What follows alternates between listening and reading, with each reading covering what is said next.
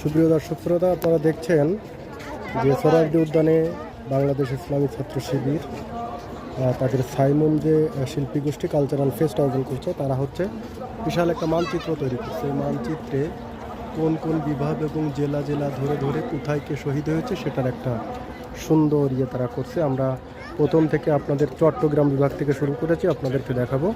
এখানে প্রচুর দর্শনার্থী থাকার কারণে হয়তো আমরা ভালোভাবে দেখাতে পারবো না যে কোন কোন বিভাগে যে সমস্ত শহীদরা শহীদ হয়েছেন। প্রথমে আমরা চট্টগ্রাম বিভাগ দেখাচ্ছি।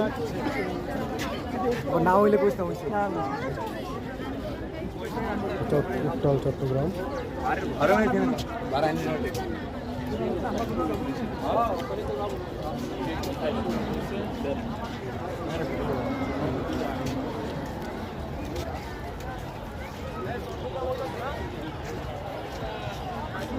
এটা হচ্ছে আপনারা চট্টগ্রাম বিভাগ দেখলেন। চট্টগ্রাম বিভাগের পরে আমরা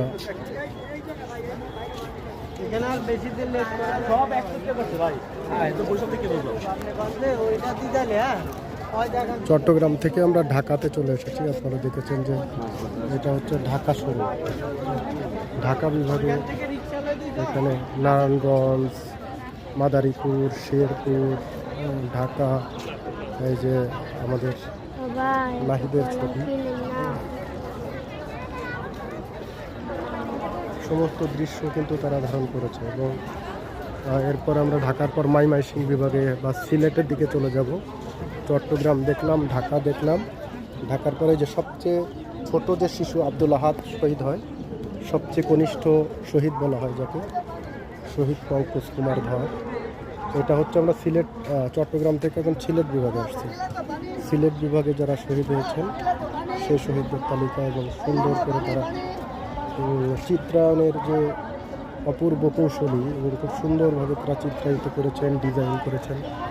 এবং প্রচুর পরিমাণ দর্শক কিন্তু আজকে এই বৃষ্টির ভিতরে সোহরাওয়ার্দী উদ্যানে খোলা ময়দানে মানুষে ভরপুর। আমরা দেখলাম চট্টগ্রাম, ঢাকা এবং সিলেট। এরপর আমরা চলে যাব আরও নতুন একটা বিভাগে।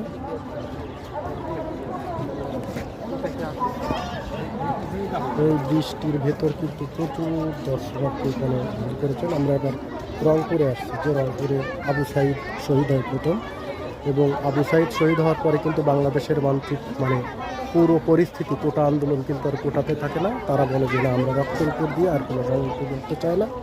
এই সরকারের পদত্যাগই হচ্ছে আমাদের এখন একমাত্র উদ্দেশ্য এবং লক্ষ্য।